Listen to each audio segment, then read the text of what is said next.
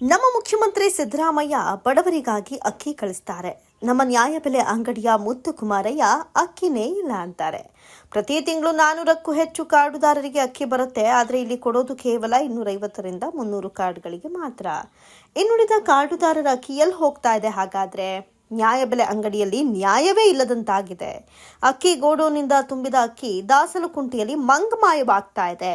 ದಾಸಲಕುಂಟೆಯ ನ್ಯಾಯಬೆಲೆ ಅಂಗಡಿಯಲ್ಲಿ ದಾಸ್ತಾನೇ ಇಲ್ಲ. 3 ಬಾರಿ ನ್ಯಾಯಬೆಲೆ ಅಂಗಡಿ ಮಾಲೀಕ ಅಮಾನತಾದ್ರೂ ಇನ್ನೂ ಬುದ್ಧಿ ಬಂದಂತೆ ಕಾಣಿಸ್ತಾ ಇಲ್ಲ.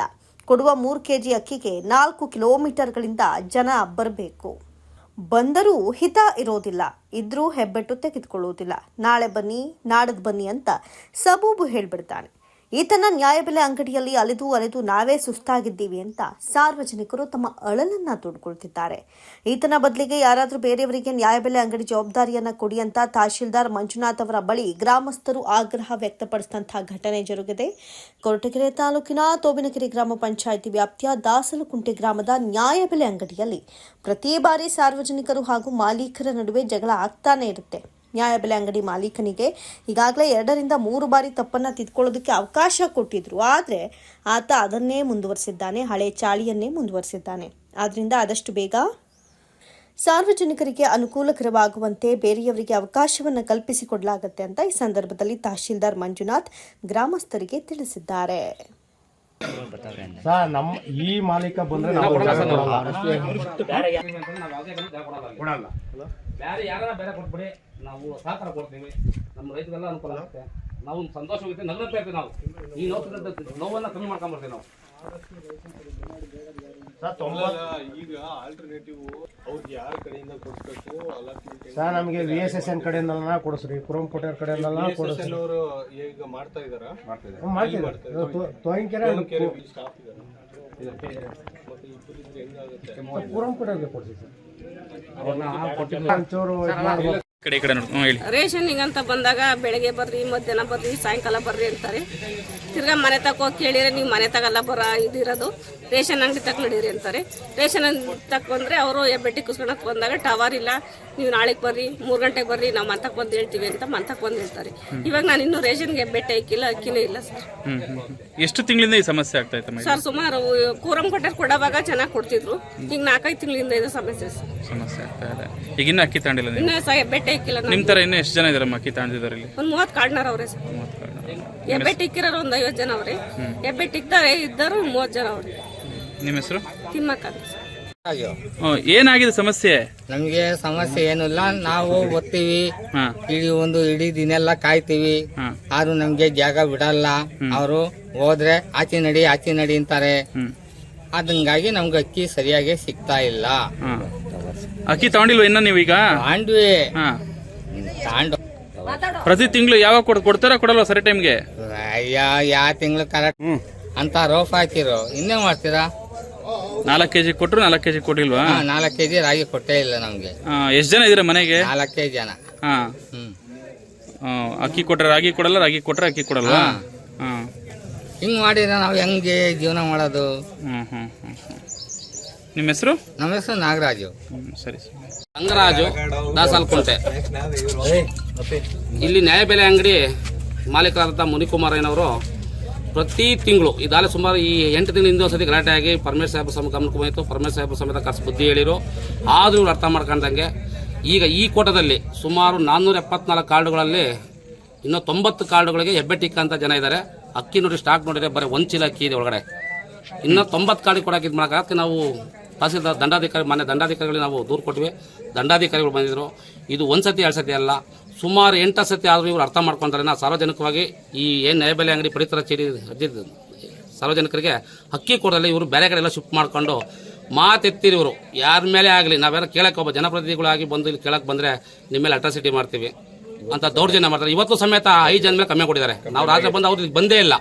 ಯಾರೋ ಮುನಿಕುಮಾರಯ್ಯ ಅನ್ನೋರು ಈ ಸ್ಥಳಕ್ಕೆ ಬಂದೇ ಇಲ್ಲ ರಾತ್ರಿ. ಫುಡ್ ಆಫೀಸರ್ ಬಂದಿದ್ರು. ಫುಡ್ ಆಫೀಸರ್ ನಾವು ಚರ್ಚೆ ಮಾಡ್ತಾ ಇದ್ವಿ. ಚರ್ಚೆ ಮಾಡಬೇಕಾದ್ರೆ ಹೋಗ್ಬಿಟ್ಟು ಫುಡ್ ಆಫೀಸರ್ ಸಮೇತ ಬಂದು ಬೀಗ ಹಾಕೊಂಡಿದ್ದಾರೆ. ಆದ್ರೂ ಸಾರ್ವಜನಿಕವಾಗಿ 5 ಜನ ಮೇಲೆ ಕಮ್ಮಿ ಕೊಟ್ಟಿದ್ದಾರೆ. ಬರೀ ಇದೇ ದೌರ್ಜನ್ಯ ಆಗಿದೆ. ಇವರು ಕೇಳಂಗಿಲ್ಲ ಹೇಳಂಗಿಲ್ಲ. ಒಟ್ಟಾಗಿ ಈಗ ಅಕ್ಕಿ ಇಲ್ಲ ಕೊಡಲ್ಲ. ಏನಾಯ್ತು ಕೇಳಿ ಗೊತ್ತಿಲ್ಲ. ಯಾರು ಇಲ್ಲ. ಸ್ಥಳೀಯ ಬಂದು ಹೇಳಕ್ಕೆ ದಂಡಾಧಿಕಾರಿಗಳು ಬಂದು ಸಮೇತ ಅವ್ರು ಬಂದು ರೆಸ್ಪಾನ್ಸ್ ಮಾಡ್ತಾ ಇಲ್ಲ. ಯಾರಿಗೆ ತಹಸೀಲ್ದಾರ್ ಅವ್ರಿಗೆ, ಯಾರು ಮುನಿಕುಮಾರಯ್ಯನವರು ಅವ್ರಿಗೆ ಅವ್ರು ಗೌರವ ಕೊಟ್ಟಿದ ಮೇಲೆ ಇನ್ನು ಸಾರ್ವಜನಿಕ ಯಾವ ಮಟ್ಟಕ್ಕೆ ಗೌರವ ಕೊಡ್ತಾರೆ ಅಂತ ನಾವು ಪಬ್ಲಿಕ್ಕಿಗೆ ಯಾವ ಥರ ನಡ್ಕೊಂತಾರೆ ಇವ್ರು ಪಬ್ಲಿಕ್ ಹತ್ರ ಅಂತ ನಾವು ಒಂಥರ ನಮಗೆ ಅನುಮಾನ ಆಗ್ತಾ ಇದೆ. ನಮಗೆ ಏನಾಗಿದೆ ಹಕ್ಕಿನೂ ಬೇಡ, ಈ ಊರಿನ ಸೊಸೈಟಿ ಕ್ಯಾನ್ಸಲ್ ಮಾಡ್ಬಿಡ್ಲಿ, ನಮ್ಗೆ ಇವ್ರು ಸವಾಸವೇ ಬೇಡ ಅನ್ನೋ ಲೆಕ್ಕಾಚಾರ ಆಗ್ಬಿಡಿ. ನಮಗೆ ರೇಷನ್ ಕಾರ್ಡ್ ಒಂದು ಉಳ್ಕೊಂಡು ಸಾಕು ನಮಗೆ. ಮುಂದೆ ಏನಿಲ್ಲ ಸರ್, ನಮ್ಮ ಮುಂದೆ ಇದೇ ಥರ ಹಿಂಗೆ ಈ ಸಾಹೇಬ್ರ ಸಮಿತಿ ಇವ್ರನ್ನ ರೇಷನ್ಸ್ ರದ್ದು ಮಾಡಿ ನಮ್ಗೆ ಒಳ್ಳೇದು ಮಾಡ್ಕೊಡ್ಬೇಕು. ಇಲ್ಲ ನಾವು ಮುಂದೆ ಹೋಗಿ ತಹಸೀಲ್ದಾರ್ ಕಚೇರಿ ಮುಂದೆ ಧರಣಿಗೆ ಹೋಗಂತೀವಿ ನಾವು. ಇವ್ರಿಗೆ ರಿಕವರಿ ಮಾಡಿಕೊಟ್ರೆ ನಾವು ಮತ್ತೆನಾ ಹೋಗ್ಬಿಟ್ಟು ದಂಡಿ ಮಾಡ್ತೀವಿ ನಾವು. 5 ಜನದ ಮೇಲೆ ಯಾರ್ಯಾರ ಮೇಲೆ ಕೇಸ್ ಆಗಿದೆ? ನನ್ನ ಮೇಲೆ ರಂಗರಾಜು ನನ್ನ ಮೇಲೆ ಆಗಿದೆ. ಒಬ್ಬ ಅವ್ರ ಪ್ರೈವೇಟ್ ಲೆಕ್ಚರರು ಕುರಳ್ಳಿಯರು ಅವ್ರ ಮೇಲೆ ಮಾಡಿದ್ದಾರೆ. ಆಮೇಲೆ ಇವ್ರ ಹೆಸರು ಉಮೇಶ್ ಅಂತ ಹೇಳಿ ಉಮೇಶ್ ಅವ್ರ ಮೇಲೆ ಆಗಿದೆ. ನರಸಿಂಹರಾಜು ಅಂತ ಆಗಿದೆ. ಸುಬ್ಬ ಮೆಂಬರ್ ಕುರಳ್ಳಿ ಮೆಂಬರ್ ಅವ್ರ ಮೇಲೆ 5 ಜನ ಮೇಲೆ ಕಂಪ್ಲೇಂಟ್ ಮಾಡ್ತಾರೆ. ಏನಂತ ಕಂಪ್ಲೇಂಟ್ ಮಾಡಿದ್ದಾರೆ ಸರ್? ಅದು ಏನಂತ ಅಲ್ಟ್ರಾಸಿಟಿ ಲೆಕ್ಕಾಚಾರ ಮಾಡಿದ್ದಾರೆ ಅಂತ ಇವರು ರಂಗನಾಥ್ ಸರ್ ಬಂದಿದ್ದಾರೆ. ರಂಗನಾಥ್ ಸರ್ ಯಾವ ಸ್ಟೇಷನ್ ಕಂಪ್ಲೇಂಟ್ ಹೊಳಲ್ಕೆರೆಯಲ್ಲೇ ಮಾಡಿದ್ದಾರೆ. ದಾಸಲ್ಕೊಂಡೆ. ಇಲ್ಲಿ ಬೆಳಗ್ಗೆ 6 ಗಂಟೆಗೆ ಬಂದರೆ ಸಂಜೆ ಮಧ್ಯಾಹ್ನ ಬಾ ಅಂತಾರೆ, ಮಧ್ಯಾಹ್ನ ಬಂದರೆ ರಾತ್ರಿ ಬಾ ಅಂತಾರೆ. ಯಾವ ಟೈಮಿಗೆ ಬಂದ್ರೂ ಅವ್ನು ಕೆಲ್ಸಕ್ಕೆ ಹೋಗೋ ಇದಕ್ಕೋಸ್ಕರ ಜನಗಳನ್ನ ಕಾಯಿಸ್ತಾರೆ. ಇಲ್ಲಿ ಹೇಳ್ಬೇಕು ಅಂದರೆ ಬಂದರೆ ಹೆಬ್ಬೆಟ್ಟಿಕ್ಕಕ್ಕೆ ಹೋದ್ರೂ ಅವಾಗ ಬರ್ರಿ ಇವಾಗ ಬರ್ರಿ ಅಂತ ಬರೀ ಇದೇ ನೆಪ ಹೇಳ್ಕೊಂಡು ಹೋಗ್ತಾರೆ. ಒಟ್ಟು ರೇಷನ್ಗಳು ಕೊಡಲ್ಲ. ಅದು ಇದು ಏನಾನ ಒಂದು ನೆಪ ಹೇಳ್ತಾನೆ ಇರ್ತಾರೆ. ಬೆಳಗ್ಗೆ ಬರ್ತೀವಿ, ತಿರ್ಗಿ ಅದನ್ನೇ ಕಾಯ್ಕೊಂಡು ಕುಂತ್ಕೊಂತೀವಿ. ತಿರ್ಗಿ ಹಿಂಗೆ ಈ ಪಕ್ಕದವ್ರು ದೂರದಿಂದ ಬರಬೇಕು, 6 ಗಂಟೆ ಬರ್ರಿ ಅಂತಾರೆ. ಈ ಕುರಳ್ಳಿಯಿಂದ ಒಂದು ಹೆಣ್ಮಕ್ಳು ಹೆಂಗೆ ಬರ್ತಾರೆ ಅವರು? 6 ಗಂಟೆ ತನಕ ಬರೋಕ್ಕಾಗುತ್ತಾ? ಈಗ ಒಂದು ಮನೆ ಹೆಣ್ಮಗ ಇರ್ತದೆ, ಅವ್ರ ಮನೆಗೆ ಯಾರು ಇರಲ್ಲ, ಅಲ್ಲಿಂದ ಇಲ್ಲಿ ಬಂದು ಹೋಗಕ್ಕಾಗತ್ತ ಅವರು? ಬರೀ ಇದೇ ಸಮಸ್ಯೆ. ಇವರು ಬೇಡವೇ ಬೇಡ, ಇಲ್ಲಿಗೆ ಬೇರೆ ಯಾರನ್ನ ಹಾಕ್ರಿ. ಎಷ್ಟು ದಿನದಿಂದ ಸಮಸ್ಯೆ ಇದೆ ಇದು? ಅವಲೇ ಸುಮಾರು 4-5 ತಿಂಗಳಿಂದ ಮೇಲಿಂದನು. ಫಸ್ಟ್ 3 ತಿಂಗಳು ಕೊಟ್ಟರು, ಕುರಂಕೋಟೆ ಸಂಜೀವಣ್ಣ ಅಂತ ಹೇಳಿ ಅವ್ರು ಕೊಟ್ಟರು. ಅವ್ರು ಕೊಟ್ಟಾಗ ಅಚ್ಚಗಡ ಕೊಟ್ಟಿದ್ರು. ಇವ್ರು ಬರದೇ ಬಂದ್ರು. ಇವ್ರ ಹೆಸರೇನು? ಇವ್ರ ಹೆಸರು ಮುನಿಕುಮಾರಯ್ಯ ಅಂತ. ಇವ್ರು ಬಂದಾಗ್ಲಿಂದ ಬರೀ ಇದೇ ಸಮಸ್ಯೆ. ತಿಂಗಳ ಪೂರ್ತಿ ಬರ್ತೀವಿ, ಅಲಿತೀವಿ, ಓಡಾಡ್ತೀವಿ, ವಾಪಸ್ ಹೋಗ್ತೀವಿ ಅಷ್ಟೇ. 30 ದಿನಕ್ಕೆ ಕರೆಕ್ಟಾಗಿ ಇವ್ರು ಕೊಡೋದು 3 kg ಅಕ್ಕಿಗೆ ಇಲ್ಲೇ ಅಲಿಬೇಕು. ಕೆಲಸ ಕಾರ್ಯ ಎಲ್ಲ ಬಿಟ್ಟು ಬಂದು ಇಲ್ಲೇ ಕಾಯ್ಕೊಂಡು ಕುಂತ್ಕೊಳ್ಬೇಕು ನಾವು. ಇನ್ನು ಎಷ್ಟು ಜನ ಕೊಡ್ಬೇಕು? ಇನ್ನು ಒಂದು 60-70 ಕಾರ್ಡ್ ಈಗ ಸದ್ಯಕ್ಕೆ ಕೊಡ್ಬೇಕು. ಇನ್ನು ಕೆಲ್ಸಕ್ಕೆ ಹೋಗಿರೋರು ಬೇಜಾನ್ ಜನ ಇದ್ದಾರೆ, ಅವ್ರು ಬಂದಿಲ್ಲ ಇನ್ನು. ಇದೇ ಸಮಸ್ಯೆ. ಏನ್ ಹೇಳ್ತಾರೆ ಅಂದ್ರೆ ಅದೇ ಕೊಡ್ತೀವಿ ಅಂತಾರೆ. ಬೆಳಗ್ಗೆ 7 ಗಂಟೆಗೆ ಬರ್ತಾನೆ, ಅವಲೇ 9:15 ತಿಂಡಿ ತಿನ್ಬೇಕು ಅಂತ ಹೋಗ್ತಾರೆ, ಬಾಗ್ಲ ಹಾಕೊಂಡು ಹೋಗ್ತಾರೆ ಅಷ್ಟೇ. ಎಷ್ಟು ಗ್ರಾಮಗಳು ಬರ್ತದೆ ಇಲ್ಲಿ ರೇಷನ್ಗೆ? ಇಲ್ಲಿ 2 ಗ್ರಾಮ, ಕುರಳ್ಳಿ ದಾಸಲ್ಕೊಂಡೆ. ಎಷ್ಟು ಕಾರ್ಡ್ಗಳು ಇರೋದಿಲ್ಲ ಅಂದಾಜು? 100 ಚಿಲ್ಲರೆ ಇದು 24 ಇದಾವೆ ಇಲ್ಲಿ ಸದ್ಯಕ್ಕೆ. ಸಮಸ್ಯೆ ಇಷ್ಟ. ನಾಗಲಂಡಿಯಲ್ಲಿ ದಾಸಕೊಂಡ ನಾಗಲಂಡಿಯಲ್ಲಿ 473 ಕಾರ್ಡ್ ಇದೆ. ಈಗ ಆಲ್ರೆಡಿ 373 ಕಾರ್ಡ್ ಆಗಿದ್ದರಿಂದ 101 ಕಾರ್ಡ್ಗಳಿಗೆ ರೇಷನ್ ಇಶ್ಯೂ ಮಾಡಬೇಕು. ನಮಗೆ ಗಮನ ಬಂದಿರೋದು ನೆನ್ನೆ. ಎಷ್ಟು ಬರ್ತದೆ ಇಲ್ಲಿ? ಎಷ್ಟು ಕ್ವಿಂಟಲ್ ಬರ್ತದೆ ಸರ್ ಅಕ್ಕಿಲಿಗೆ? ನೋಡ್ಬೇಕು ಸರ್, ಸ್ಟಾರ್ಟ್ ಮಾಡಬೇಕು ಸರ್. ಬಿಲ್ ನೋಡಬೇಕು. ನಿಮಗೆ ಗೊತ್ತಿಲ್ಲ? 474 ಈಗ ಸಂಪೂರ್ಣ ರೇಷನ್ ಸರಬರಾಜು ಆಗಿತ್ತಾ ಇಲ್ವಾ ಸರ್? ಇಲ್ಲಿ ಆಗಿದೆ. ಆಗಿಲ್ಲ, ಕೊಟ್ಟಿಲ್ಲ. ಎಷ್ಟು ಕಾರ್ಡ್ಗಳಿಗೆ ಡಿಸ್ಟ್ರಿಬ್ಯೂಟ್ ಆಗಿದೆ? ಜನ ಕೊಡ್ಬೇಕು 101 ಕೊಡಬೇಕು ಸರ್. 101 ಕಾರ್ಡ್ಗಳು ಕೊಡಬೇಕು. 101 ಕಾರ್ಡ್ ಕೊಡಬೇಕು. ಯಾಕೆ ಕೊಟ್ಟಿಲ್ಲ ಸರ್? ರೀಸನ್ ಏನು ಸರ್ ಕೊಡೋದಕ್ಕೆ? ರೀಸನ್ ಏನು ಸರ್? ಕಾರಣ ಯಾಕೆ ಸರ್ ಕೊಡೋದಕ್ಕೆ? ಹುಷಾರಿಲ್ಲ ಅಂತ ಹೇಳ್ತಿದ್ದಾರೆ. ಹಾಂ ಸರ್. ಪರಿಶೀಲನೆ ಮಾಡಿ ವರದಿ ಕೊಡ್ತೀವಿ. ಹೇಳಿ ಸರ್, ಅಲ್ಲಿ ರೇಷನ್ ಹಾಕೇ ಇಲ್ವಲ್ಲ ಸರ್? 101 ಕಾರ್ಡ್ ಈಗ ತೆಗ್ದಿಲ್ಲ. ಈಗ ತೆಗ್ದ್ಮೇಲೆ ನಾವು ಅಕ್ಕಿನೇ ಇಲ್ಲ, ಅದು ಹೆಂಗೆ ಕೊಡ್ತಾರೆ ಸರ್? 101 ಕಾರ್ಡ್ ಡಿಸ್ಪ್ಲೇ ಅಕ್ಕಿನೇ ಇಲ್ವಲ್ಲ, ಮತ್ತೆ ಹೆಂಗೆ ಕೊಡ್ತಾರೆ ಸರ್ 101 ಜನಕ್ಕೆ ಅಕ್ಕಿನ? ಕಾರ್ಡ್ ಒಟ್ನಾಗ ಲೋಪ ಐತೆ ಅನ್ನೋದು ನಿಮ್ಗೆ ಏನು ಮಾಡ್ತೀರಿ ಸರ್? ಮುಂದಿನ ಕ್ರಮ ಏನು ಕ್ರಮ ಅಂತೀರೋ? ಸಸ್ಪೆಂಡ್ ಮಾಡ್ತೀರಾ? ಈಗಾಗಲೇ 3 ಸಲ ಸಸ್ಪೆಂಡ್ ಆಗಿದೆ. ಮುಂದಿನ ಕ್ರಮ ಏನು? ತಾತ್ಕಾಲಿಕ ಅಲ್ಲ, ಈಗ ತಿರ್ಗಾ ಅವ್ರು ಸಸ್ಪೆಂಡ್ ಮಾಡಿ ತಿರ್ಗಾ ಅವ್ರನ್ನೇ ನೇಮಿಸಿದ್ರೆ ತಿರ್ಗಾ ಇದು ಪದೇ ಸಮಸ್ಯೆ ಆಗಲ್ವಾ? ಜನರು ಹೇಳ್ತಿದ್ದಾರೆ ಆಲ್ರೆಡಿ ಬೇಡ ಅಂತ ಹೇಳ್ತಿದ್ದಾರೆ. ಜೆಡಿನ ಅದು ಹೇಳಿದ್ದಾರೆ ರದ್ದು ಮಾಡೋಣ, ಪರಿಶೀಲನೆ ವರದಿ ಕಳಿಸಿ ಅಂತ ಹೇಳಿದ್ದಾರೆ. ಈಗಿನ ಕೊರಟಗೆರೆ ತಾಲೂಕು CN ದುರ್ಗ ಹೋಬಳಿ ತೋಂಕೆರೆ ಪಕ್ಕದಲ್ಲಿರ್ತಕ್ಕಂಥ ದಾಸಲ್ಕುಂಟೆ ಗ್ರಾಮದಲ್ಲಿ ಏನು ಸರ್ಕಾರಿ ನ್ಯಾಯಬೆಲೆ ಅಂಗಡಿಯನ್ನು ನಡೆಸ್ತಿರ್ತಕ್ಕಂಥ ಮುನಿಕುಮಾರಯ್ಯರವರು ಈ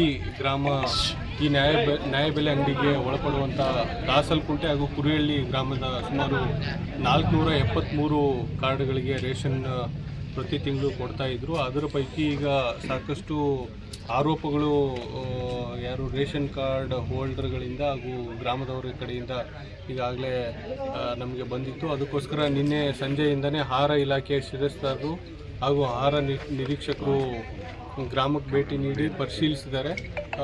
ಕೆಲವೊಂದು ಲೋಪಗಳಿದಾವೆ ಅಂತೇಳಿ ಈಗಾಗಲೇ ಅದನ್ನೆಲ್ಲ ವರದಿ ಮಾಡಿದ್ದಾರೆ. ಈಗ ಮಾಜರನ್ನು ಕೂಡ ಮಾಡಿದ್ದಾರೆ. ಈಗ ಸಂಬಂಧಪಟ್ಟ ಎಲ್ಲ ಕಾರ್ಡ್ದಾರನ್ನ ಮಾತಾಡ್ಸೋಕ್ಕೆ ಹೇಳಿ ಅವ್ರ ಕಡೆಯಿಂದ ಏನು ನಡೀತಾ ಇದೆ ಅನ್ನೋದ್ರ ಬಗ್ಗೆ ವಾಸ್ತವಾಂಶ ತಿಳ್ಕೊಳಕ್ಕೆ ಹೇಳಿದ್ದೀನಿ. ನನಗೂ ಕೂಡ ಈಗಾಗಲೇ ಗ್ರಾಮ ಪಂಚಾಯಿತಿಯ ಸದಸ್ಯರುಗಳು ಹಾಗೂ ಗ್ರಾಮಸ್ಥರು ಕೆಲವೊಂದು ಇಲ್ಲಿ ಸಮಸ್ಯೆಗಳನ್ನು ಹೇಳಿರ್ತಾರೆ. ಇದರ ಬಗ್ಗೆ ಪರಿಶೀಲನೆ ಮಾಡಿ ಅಗತ್ಯ ಕ್ರಮಗಳನ್ನು ಕೈಗೊಳ್ಳೋದಕ್ಕೆ ಈಗಾಗಲೇ ಜಂಟಿ ನಿರ್ದೇಶಕರಾದಂಥ ವೆಂಕಟೇಸ್ವಾಮಿ ಸರ್ ಜೊತೆನೂ ಕೂಡ ಮಾತಾಡಿದ್ದೀನಿ. ಆದಷ್ಟು ಬೇಗನೆ ಶೀಘ್ರ ಕಾನೂನು ಕ್ರಮ ಕೈಗೊಂಡು ಇನ್ನು ಯಾರ್ಯಾರಿಗೆ ಆಹಾರ ಧಾನ್ಯಗಳು ತಲುಪಿಸ್ಬೇಕಾಗಿದೆ ಅದನ್ನು ಕೂಡಲೇ ಇವತ್ತು ಇಲ್ಲ ನಾಳೆ ಒಳಗಡೆ ತಲುಪಿಸೋದಕ್ಕೆ ಅಗತ್ಯ ಕ್ರಮವನ್ನು ತಾಲೂಕು ಆಡಳಿತದ ಪರವಾಗಿ ತೆಗೆದುಕೊಳ್ತೀವಿ. ಈಗ ಸಂಪೂರ್ಣವಾಗಿ ವರದಿ ಮಾಡೋದಕ್ಕೆ ನಾನು ನಮ್ಮ ಆಹಾರ ಇಲಾಖೆಯ ಅಧಿಕಾರಿಗಳಿಗೆ ತಿಳಿಸಿದ್ದೀನಿ. ಅದನ್ನು ಕೂಲಂಕುಷವಾಗಿ ಈಗ ನಾವು ಎಷ್ಟು ಅಲಾಟ್ಮೆಂಟ್ ರಿಲೀಸ್ ಆಗಿತ್ತು, ಎಷ್ಟು ಡಿಸ್ಟ್ರಿಬ್ಯೂಷನ್ ಆಗಿದೆ, ಏನು ಕೊರತೆ ಬಂದಿದೆ, ಯಾಕೆ ಬಂದಿದೆ ಅಂತೇಳಿ ಎಲ್ಲನೂ ಕೂಡ ಪರಿಶೀಲನೆ ಮಾಡೋಕ್ಕೆ ಹೇಳಿದ್ದೀನಿ. ಅದನ್ನು ಪರಿಶೀಲನೆ ಮಾಡಿ ವರದಿ ತೊಗೊಂಡು ಅಗತ್ಯ ವಹಿಸ್ತೀವಿ. ಎಷ್ಟು ತಿಂಗಳಿಂದ ಈ ಸಮಸ್ಯೆ ಇತ್ತು? ಸಾರ್ವಜನಿಕರಿಂದ ಯಾವಾಗ ತಮಗೆ ಸಮಸ್ಯೆ ಈಗ ನಮಗೆ ನಮ್ಮ ಗಮನಕ್ಕೆ ನಿನ್ನೆ ಬಂದಿದೆ. ಸೊ ನಿನ್ನೆನೇ ನಮ್ಮ ಆಹಾರ ಇಲಾಖೆಯ ಅಧಿಕಾರಿಯವರು ಸಂಜೆನೆ 7:30ಇಂದನೇ ರಾತ್ರಿ 9:30-9:45ವರೆಗೂ ಅವ್ರನ್ನ ಕರೆಸಿ ಮಾತಾಡಿಸಿ ತಲುಪಿಸೋದಕ್ಕೆ ಪ್ರಯತ್ನ ಮಾಡಿದ್ದಾರೆ. ಬಟ್ ಆ ಸಮಯದಲ್ಲಿ ಅವರು ಬಂದಿರೋದಿಲ್ಲ. ಈಗಲೂ ಕೂಡ ನಾನು ಭೇಟಿ ಮಾಡಿದಂಥ ಸಂದರ್ಭದಲ್ಲೂ ಕೂಡ ಅವರು ಹಾಜರಿರುವುದಿಲ್ಲ. ಅವರು ಪತ್ನಿಯವರು ಧರ್ಮಪತ್ನಿಯವರು ಹಾಜರಾಗಿ ಆರೋಗ್ಯ ಸಮಸ್ಯೆ ಇದೆ ಅಂತ ಆಸ್ಪತ್ರೆಗೆ ಹೋಗಿದ್ದಾರೆ ಅಂತ ಹೇಳಿದ್ದಾರೆ. ಫೋನಲ್ಲೂ ಕೂಡ ಮಾತಾಡೋದಕ್ಕೆ ಫೋನ್ ತೆಗಿತಾ ಇಲ್ಲ. ಸೊ ಆದ್ದರಿಂದ ಈಗ ಆರೋಗ್ಯ ಸಮಸ್ಯೆ ಇರೋಂಥವ್ರಿಗೆ ನಾವು ಇನ್ನೂ ತೊಂದರೆ ಕೊಡೋದು ಯಾಕೆ, ಬೇರೆ ಪರ್ಯಾಯ ವ್ಯವಸ್ಥೆಯನ್ನು ನಾವು ಸರ್ಕಾರದ ವತಿಯಿಂದ ಕೈಗೊಳ್ತೀವಿ ಅಂತ ಈ ಸಂದರ್ಭದಲ್ಲಿ ಸಾರ್ವಜನಿಕರ ವರದಿ ಮಾಡೋಕ್ಕೆ ಹೇಳಿದ್ದೀವಿ. ಏನಾದರೂ ಲೋಪಗಳಿದ್ದಲ್ಲಿ ಖಂಡಿತವಾಗ್ಲೂ ಶಿಸ್ತು ಕ್ರಮ ಕೈಗೊಂಡು ಬದಲಾಯಿಸೋದಕ್ಕೆ ಶಿಫಾರಸು.